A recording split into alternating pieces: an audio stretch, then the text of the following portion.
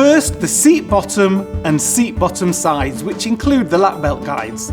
These can be adjusted to 3 width settings to maximise comfort of the child and to optimise the lap belt fit. Adjust the sides by pulling with the fingers on the green seat bottom side adjustment lock, which is under the front edge of the seat bottom.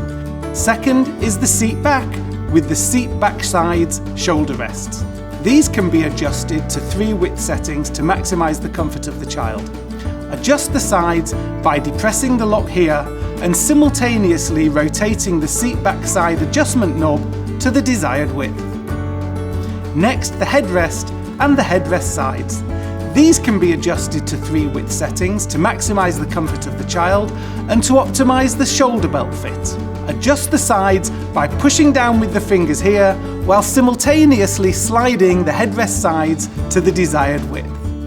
Finally, the seat back and headrest together can be adjusted to 9 different height settings.